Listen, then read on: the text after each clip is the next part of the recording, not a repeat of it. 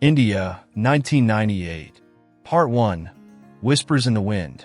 The day had been long, with the unrelenting heat of the sun scorching the earth and the souls of the villagers. The dry season in the small, forgotten village had stretched on for months, leaving the land cracked and lifeless. Even the animals, once a symbol of abundance, had become gaunt and frail, their eyes reflecting the hopelessness that had settled over the community. Nisha stood at the doorway of her modest home, watching the last rays of sunlight fade behind the distant hills. The breeze carried the scent of dust and withered crops, a reminder of how fragile life had become in this unforgiving season.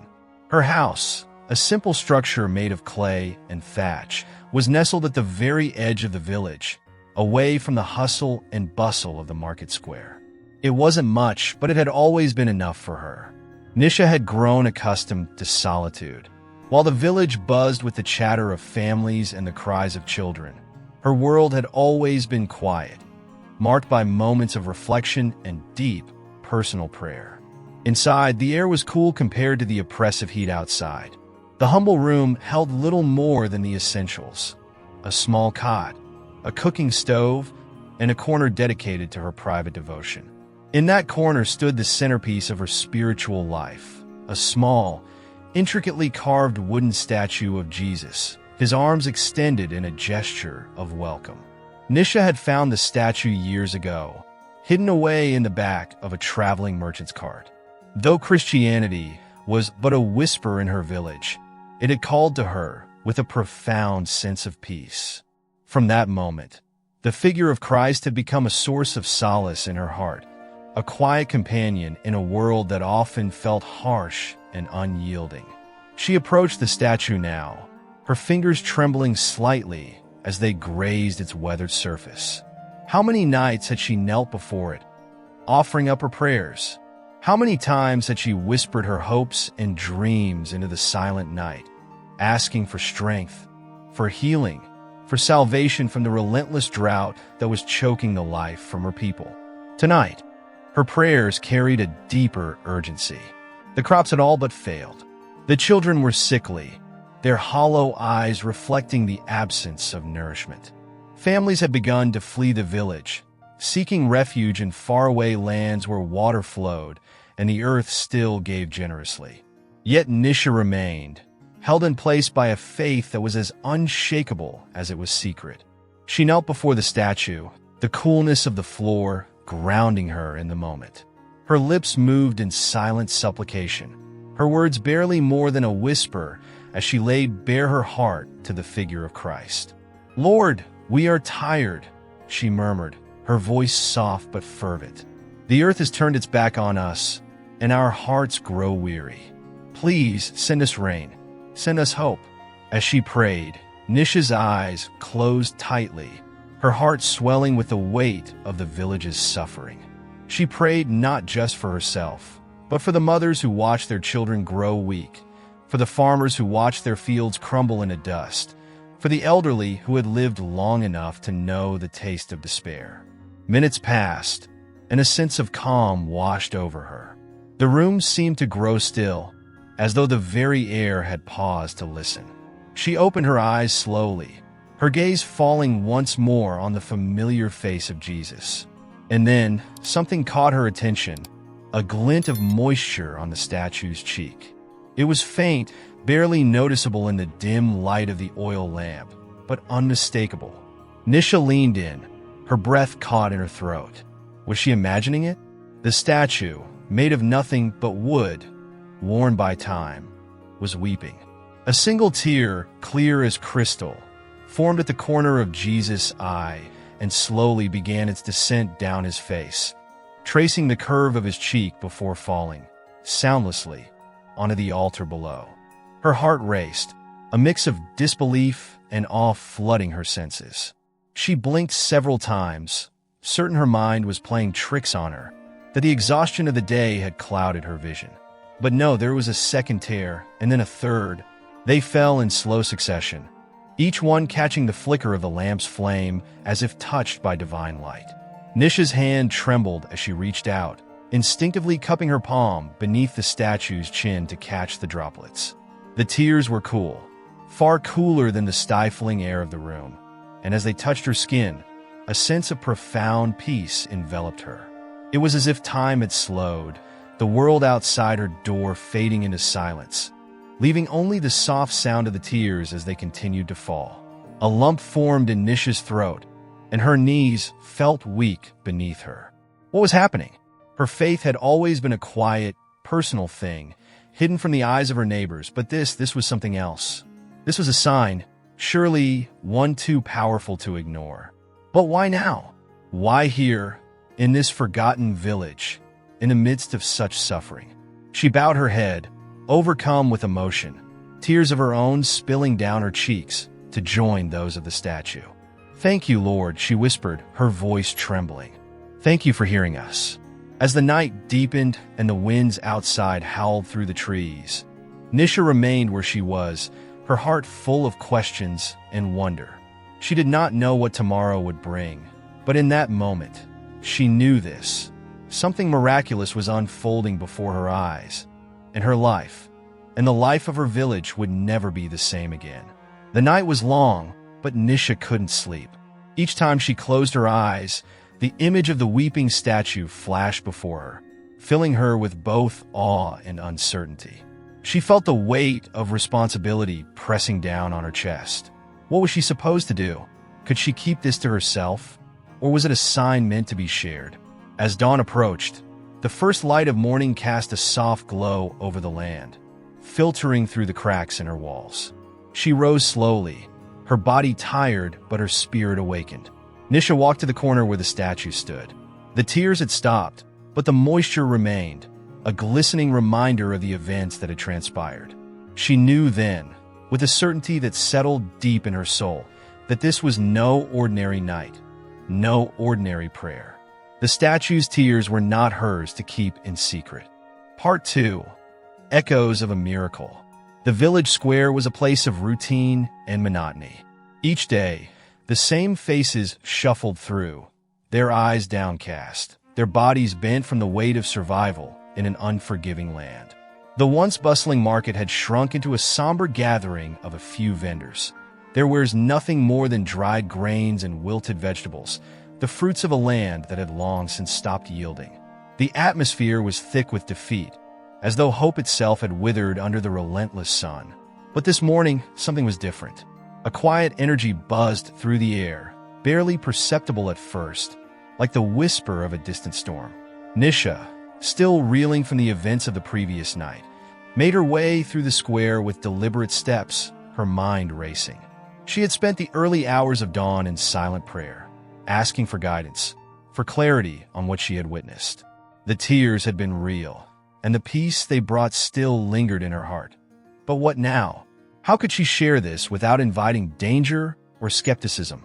Her thoughts were interrupted by the sight of Rajesh, a middle-aged man whose face was etched with deep lines of sorrow and exhaustion. His daughter, Meena, was limp in his arms, her skin pale and feverish, her body far too small for her 7 years. Rajesh's eyes, bloodshot from sleepless nights spent nursing his sick child, met Nisha's with a desperate glimmer of hope, a hope so fragile that it was almost painful to witness.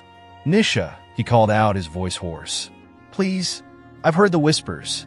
I've heard about the statue." Nisha's heart quickened, her eyes darting nervously around the square. The whispers had already begun. She had hoped for more time, more space to understand what had happened. But the village had no time to spare. The drought had made everything urgent. Lives were at stake. Rajesh's plea cut through her hesitation. "Meena is dying," he said, his voice breaking. "The doctors can do nothing. If there's anything you can do, please help her." Nisha swallowed hard, her hands trembling at her sides. She looked at the small, frail girl, her breath shallow and labored, her skin damp with fever. Meena had been one of the village's brightest lights. Just months ago, she had been full of energy, running through the fields, her laughter echoing through the trees. Now, she was a shadow of that child, her once lively eyes dull and unfocused. Without another word, Nisha turned and motioned for Rajesh to follow her. They walked in silence, the weight of the moment pressing down on them. The streets were quieter than usual, the heat driving most of the villagers indoors. But Nisha could feel eyes watching from windows and doorways, the whispers already spreading faster than she could comprehend. When they reached her home, Nisha hesitated for a moment before pushing open the door. The small room, bathed in the golden light of mid-morning, felt different now. There was a reverence in the air, as though the walls themselves were holding their breath, waiting for the miracle to unfold once more. Rajesh stepped inside, his eyes immediately drawn to the statue of Jesus on the shelf, still glistening with the remnants of the night's tears.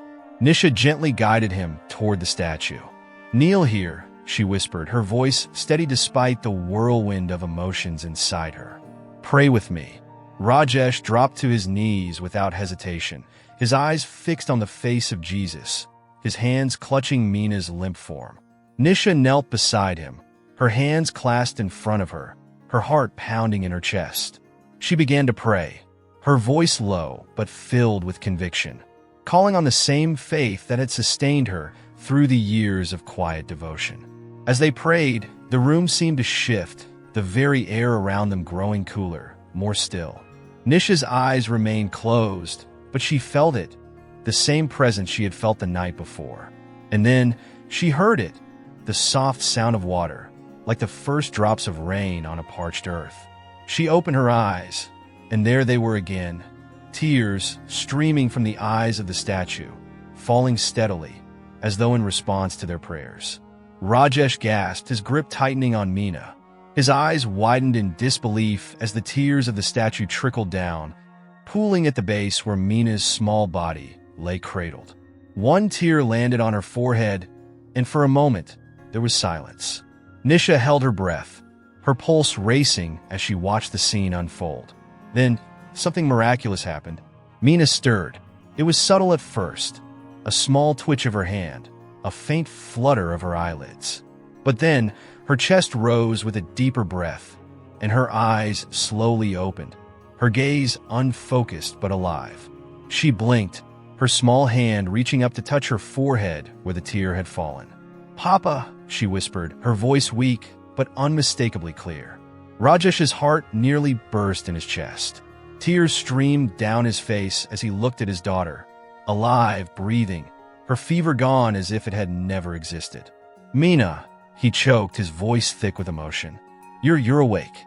Nisha watched in stunned silence, her heart overflowing with gratitude and wonder. The tears of the statue had worked a miracle before her eyes. She had believed in the power of prayer, but to witness something so profound left her speechless. Mina sat up slowly, her strength returning with every passing moment, as though the weight of her illness had simply dissolved in the presence of the divine. Rajesh lifted his daughter into his arms, holding her close, his sobs of joy filling the small room. "Thank you," he whispered over and over, his voice breaking. "Thank you, Lord. Thank you." Outside, the sun beat down relentlessly on the village, but inside Nisha's home, the air was cool, filled with the quiet echoes of a miracle. Nisha rose to her feet, her legs trembling beneath her, and for the first time since the tears had begun to fall, she understood what was happening. This was not just for her. The tears of the statue were not hers to keep in secret. They were meant to heal, to restore, to give hope to a people who had been living in the shadow of despair for far too long.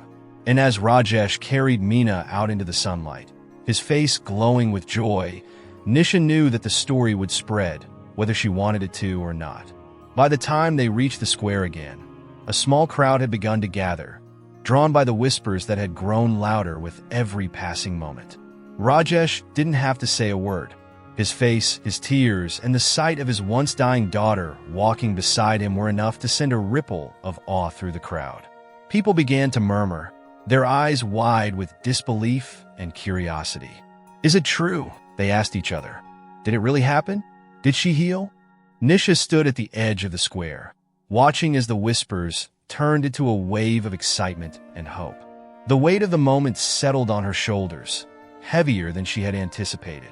She could see it in the faces of the villagers. the spark of something they had lost long ago.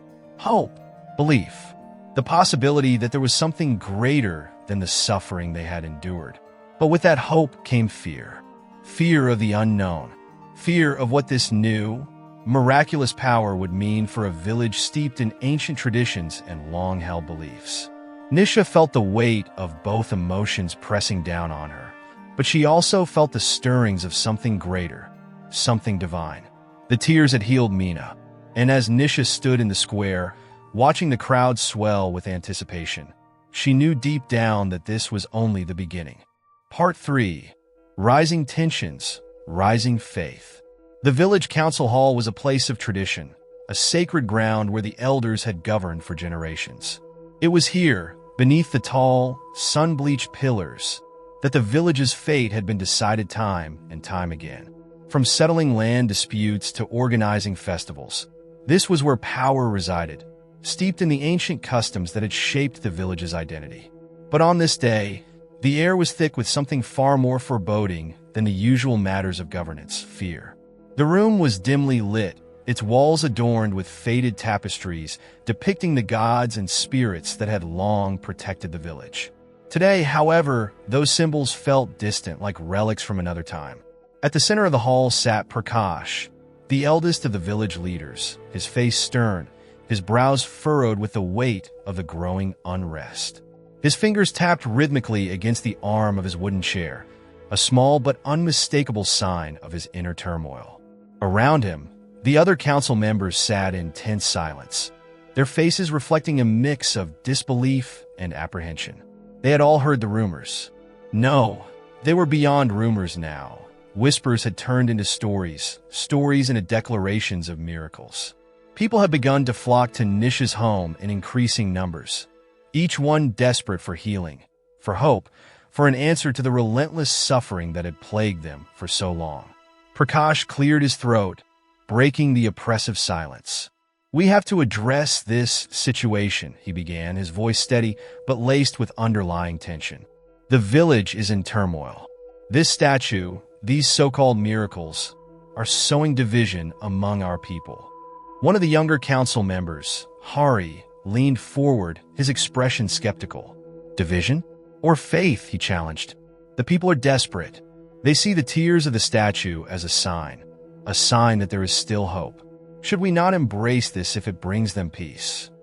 Prakash's jaw tightened, his eyes narrowing as he fixed his gaze on Hari. "We have always followed the ways of our ancestors," he replied, his tone sharp. "This village has survived for generations because we have honored the gods, respected the traditions. And now, because of one statue, the people are turning away from everything we've known." Hari didn't back down. "Perhaps the old ways have not served us as we thought," he said quietly, glancing around the room. "The drought has left us with nothing. The crops have failed, our children grow sick, and we are powerless to stop it. If these miracles offer a way forward, then why should we stand in the way?" The room fell into uneasy silence, once more as the weight of Hari's words settled over them. It was true. Nothing they had done, no offering, no prayer, had brought relief to the village. The gods had been silent in the face of their suffering. And yet, this statue, this Christian symbol that had no place in their ancient faith, was performing miracles in front of their very eyes. But for Prakash, the answer was not so simple. His entire life had been dedicated to preserving the old ways, the beliefs that had shaped not only his identity, but the identity of the village itself. To turn away from that now, to allow this newfound faith to take root, felt like a betrayal, one that could unravel everything. "This cannot continue," Prakash said finally, his voice heavy with finality. "We must put an end to this before it destroys us." Outside the council hall, the village was already beginning to change. The once empty streets were now filled with people, some carrying their sick, others coming merely out of curiosity. Nisha's small home, once a place of quiet solitude, had become a beacon. People stood in lines, waiting for their chance to kneel before the statue and witness the tears for themselves. Among the growing crowd were those who had already experienced the miraculous healings, and their testimonies only fueled the fervor.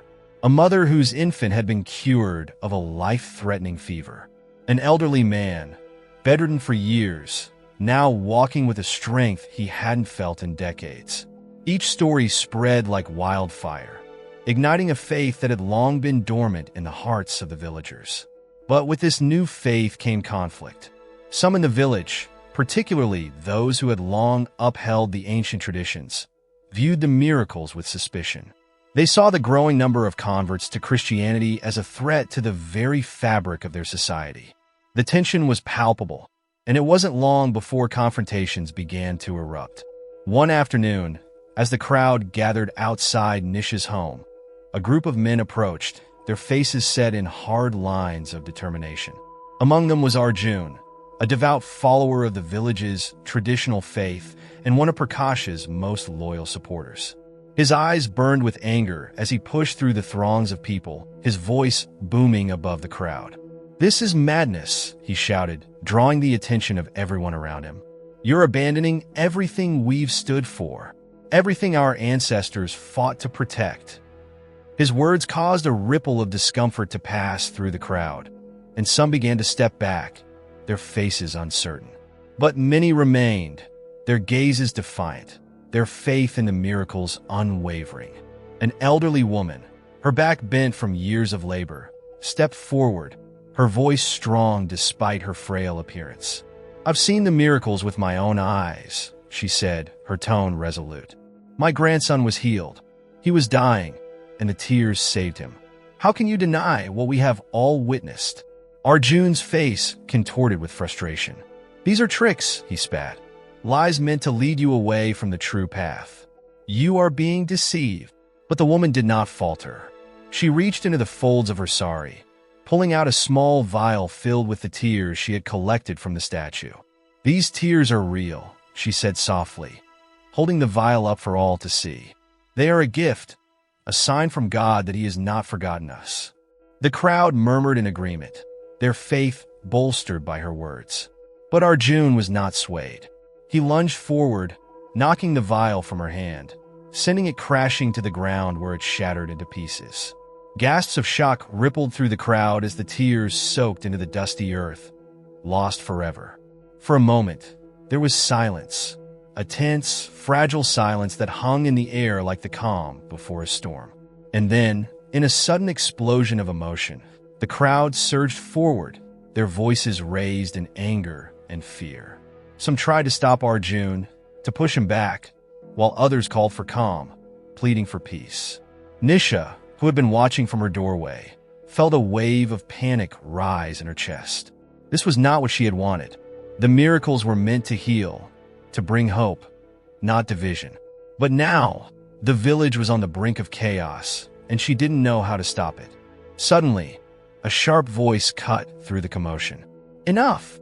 It was Hari, the young council member who had spoken in favor of the miracles. He stepped into the center of the crowd, his presence commanding attention. "This is not the way," he said firmly, his eyes sweeping over the gathered villagers. "We are all suffering. We are all searching for hope. But tearing each other apart will not bring us the peace we seek." The crowd began to quiet, their anger cooling as Hari's words sank in. Arjun, still seething with frustration, glared at Hari, but said nothing. Hari turned to Nisha, his expression softening. "This statue has given us hope," he said, loud enough for all to hear. "But hope cannot thrive in the midst of violence. We must decide as a village what path we will take, together." Back in the council hall, Prakash sat in silence, his mind racing. The village was slipping from his grasp, and he didn't know how to stop it. But as the council debated late into the night, one thing became clear. The statue's tears had awakened something in the people, something that could not easily be put back to rest. The village was at a crossroads, and Prakash knew that whatever came next would change everything. Part 4. Faith Under Fire. The streets of the village had become a battleground of faith and fear. What had begun as whispers of a miracle had now erupted into open conflict. By day, people gathered in droves outside Nisha's small home, waiting for their chance to see the statue, to feel the tears and receive the healing they so desperately sought. But by night, The atmosphere grew darker, charged with the rising tensions of those who could not accept the change unfolding before them. On this night, the air was thick with an almost suffocating silence, broken only by the distant murmur of voices from the village square. Nisha stood at her window, gazing out into the blackness, her heart heavy with the weight of what had transpired. The miraculous tears had drawn people from all corners of the village, but they had also drawn something else: resentment, anger, and fear of the unknown. For weeks, she had watched as the line of villagers outside her door grew longer each day. Some came seeking healing for themselves or their loved ones. Others came simply to witness the phenomenon for themselves. Many left with their faith renewed, their bodies and spirits restored. But as the days passed, Nisha had begun to sense a shift in the air, a brewing storm that threatened to undo everything the tears had brought. She could feel it now, a gnawing sense of unease that kept her awake long into the night. Rumors had started to spread, carried by the village elders and those who clung to the old ways. They claimed that the miracles were a trick, that Nisha was a fraud, using the tears to deceive the villagers and lead them away from their true faith. In their eyes, the statue was not a symbol of hope, but a threat, a challenge to the traditions they had upheld for generations. As the rumors spread, so too did the hostility. Nisha had begun to notice the sharp looks from some of the villagers, the way their conversations would fall silent when she passed by. At first, it had been subtle, a cold shoulder, a whisper behind her back. But now it was becoming impossible to ignore. The tension was building, like a dam straining under the pressure of a rising tide. And then one night it all came crashing down. It started with a sound, distant at first but growing louder by the second. A shout, followed by another, until the night was filled with the angry voices of men and women marching through the village.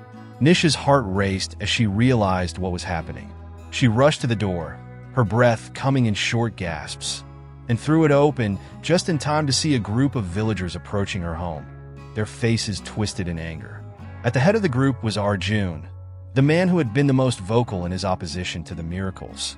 His eyes burned with a fierce determination as he led the crowd toward Nisha's house, a makeshift torch held high in his hand. Behind him, the crowd swelled with every step, their voices rising in a chant that sent chills down Nisha's spine. "This must end," Arjun shouted, his voice cutting through the night like a blade. "We will not be deceived by false idols and empty promises." Nisha's heart pounded in her chest as she stepped out into the street, her legs trembling beneath her. She could feel the heat from the torches as the crowd drew closer, their faces illuminated by the flickering flames. Fear gripped her, but she stood her ground, her mind racing for a way to stop what she knew was coming. "Please," she called out, her voice shaking. "This is not what you think. The tears are real. The miracles are real." But her words fell on deaf ears. The crowd surged forward, their anger drowning out her pleas. Arjun raised his torch higher, his face twisted in fury. "You have poisoned this village with your lies," he spat, his voice filled with venom. "But no more. Tonight, we end this." Before Nisha could react, Arjun hurled the torch toward her home, the flames arcing through the air like a comet. Time seemed to slow as the torch flew toward the small house, its fire reflecting in Nisha's wide eyes. She barely had time to move before it struck the thatched roof, the dry straw catching fire instantly. Within seconds, the flames began to spread, licking hungrily at the walls of her home. "No!" Nisha cried, rushing toward the house, but the heat from the flames forced her back. She could only watch in horror as the fire consumed everything: the roof, the walls, the small statue of Jesus that had been the source of so much hope. The crowd stood silent, watching as the house burned, the flames casting long shadows across their faces. For a moment, it seemed as though the fire had swallowed not just the house, but the hope that had filled the village in the weeks since the tears had first appeared. Nisha fell to her knees, her heart breaking as she watched the flames devour her home. Tears streamed down her face, but they were not enough to quench the fire that raged before her. The miracle was gone, destroyed in a single hateful act, But just as the flames reached their peak, something extraordinary happened. From within the inferno, a figure emerged, small at first, barely visible through the thick smoke. But as the fire roared higher, the figure became clearer, bathed in an unearthly light. It was the statue of Jesus, untouched by the flames, standing tall in the center of the burning house. The crowd gasped, their anger dissolving into stunned silence as they watched the impossible unfold before their eyes. The statue stood firm, its eyes still filled with the same tears that had brought so much healing. The fire seemed to part around it, unable to touch the figure that had been the source of so much hope. For a moment, no one moved. The flames crackled and hissed, but the statue remained untouched, as though protected by some unseen force. Nisha, still kneeling on the ground, felt a surge of emotion well up inside her. Something greater than fear, greater than sorrow. It was faith, pure and unwavering, filling her heart like the first drops of rain after a long drought. Slowly, she rose to her feet, her gaze locked on the statue. The tears in her eyes mirrored the tears on the face of Christ, and as she stood before the crowd, she realized that the miracle had not been destroyed. It had only just begun. The villagers, once filled with anger, now stood in stunned awe, their torches lowered, their voices silenced. Even Arjun, who had led the attack, stood frozen in place, his torch still smoldering in his hand. He stared at the statue, his expression unreadable, as though he could not comprehend what he was seeing. Finally, after what felt like an eternity, Nisha spoke. Her voice was soft, but it carried through the night with the strength of her conviction. "This is not the end," she said, her eyes shining with tears. "The miracle lives on, and no fire, no hatred can take it from us." As her words hung in the air, a single drop of rain fell from the sky, landing softly on the ground. Then another, and another. Within moments, the heavens opened up, and rain began to pour down in torrents, dousing the flames and washing away the fear that had gripped the village for so long. The villagers stood in the rain, their faces lifted to the sky, their hearts filled with something they had not felt in months: hope. The fire was gone, but the miracle remained, stronger than ever. And as the rain fell, Nisha knew that the village would never be the same. That night, under the cleansing rain, the village found its way back from the brink of destruction. The tears of the statue had done more than heal bodies. They had healed the hearts of a people long starved of faith. Part 5. Tears of Redemption. The dawn arrived like a long-awaited promise, painting the village in hues of gold and amber as the first rays of sunlight broke through the lingering clouds. The rain had worked its magic overnight, leaving the air crisp and cool, with the scent of wet earth rising from the ground. For the first time in months, the village, once suffocated by drought and despair, felt alive. The rain had nourished the parched soil, and with it, a sense of rebirth had swept through the hearts of the villagers. Nisha stood at the edge of the clearing where her home had once stood, her feet sinking slightly into the damp soil. The smoldering ruins of her house were all that remained of the structure that had once been a refuge for her prayers, a sanctuary for those seeking hope. Yet, despite the destruction, she felt a strange sense of peace. The statue of Jesus, miraculously untouched by the flames, stood before her, gleaming in the soft morning light. Its eyes, though carved from wood, still seemed to shimmer with tears, tears that had changed everything. Villagers gathered slowly, their footsteps hesitant, as if they were afraid to disturb the fragile calm that had settled over the land. They approached Nisha quietly, many of them still processing the events of the previous night. What had begun as an act of destruction had become a moment of revelation. The flames that had threatened to destroy the miracle had instead unveiled something far greater. Faith, not just in the power of the tears, but in something deeper, something unshakable. Rajesh, the father who had watched his daughter Meena rise from her sickbed weeks ago, was one of the first to speak. His voice was soft, filled with wonder and reverence. "It wasn't just the rain that saved us," he said, looking around at the others. "It was the tears. It was faith. I see that now. Nisha smiled at him, her heart swelling with gratitude. She had seen Rajesh transform from a man lost in grief to one who now carried hope in his eyes. And it wasn't just him. Dozens of others stood in the clearing, their faces reflecting the same quiet reverence. The village was healing in more ways than one. But even as peace settled over the gathering, there were still those who remained on the outskirts, uncertain, fearful of what the future held. Among them was Arjun, standing alone, his head bowed in silent contemplation. His role in the events of the night before had not been forgotten, and the villagers gave him a wide berth, unsure of what to make of his presence. Arjun had not spoken since the fire. He had watched in stunned silence as the flames consumed Nisha's home, only to witness the impossible, the statue emerging unscathed, its tears undiminished by the destruction around it. The rain that followed had doused both the fire and the rage that had consumed him, leaving behind only questions. Questions that weighed heavily on his heart. Nisha watched him from a distance, her heart filled with compassion. She knew that his anger had been born of fear, of a desperate need to protect the traditions he held dear. But she also knew that the miracles they had witnessed were undeniable, and that even Arjun, in his stubbornness, could not ignore the truth forever. Taking a deep breath, Nisha approached him, her steps slow and deliberate. The crowd parted as she walked, their eyes following her as she neared the man who had once sought to destroy everything she stood for. "Arjun," she said softly, her voice carrying on the gentle breeze. He did not look up at first, his gaze fixed on the ground beneath his feet.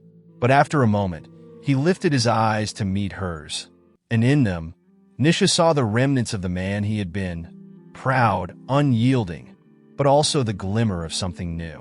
"Humility. I was wrong," Arjun said, his voice barely above a whisper. "I thought I was protecting the village, protecting our way of life. But I see now that I was blind. The miracles, they're real. I don't understand them, but I can't deny what I've seen." Nisha placed a gentle hand on his arm, her eyes filled with kindness. "Faith is not always about understanding," she said. "It's about believing in something greater than ourselves, something that guides us even when we don't have all the answers." Arjun nodded, his shoulders sagging as though the weight of his guilt was finally lifting. "What do I do now?" he asked, his voice cracking with emotion. "You begin again," Nisha replied, her smile warm and forgiving. "Just like the rain brought new life to the land, faith can bring new life to us. It's never too late." For the first time in what felt like an eternity, Arjun smiled. A small, tentative smile, but a smile nonetheless. He turned his gaze toward the statue, the tears still glistening on its wooden face. And for the first time, he allowed himself to believe. As the morning wore on, the villagers began to speak amongst themselves, their voices soft but filled with wonder. The rain had come as a blessing, but it was clear to everyone that the true miracle was not just the water that had fallen from the sky. It was the transformation that had taken place within the hearts of the people. The council elders, who had once been so opposed to the miracles, now found themselves standing quietly on the fringes of the gathering, their faces marked with uncertainty. Prakash, the eldest of them all, stood with his arms crossed over his chest, his eyes fixed on the statue. He had lived through more seasons than most, had seen droughts come and go, but never had he witnessed something like this. Hari, the younger council member who had spoken in favor of the miracles, approached Prakash with a respectful nod. "The people are changing," he said quietly. "The village is changing." Prakash did not respond immediately, his gaze still locked on the statue. When he finally spoke, his voice was low, contemplative. "The old ways served us well for many years," he said. "But perhaps it is time we open our hearts to something new." Hari smiled, placing a hand on the elder's shoulder. "Faith can take many forms," he said, "but it is the belief that binds us together. And that, I think, is what we must hold on to now."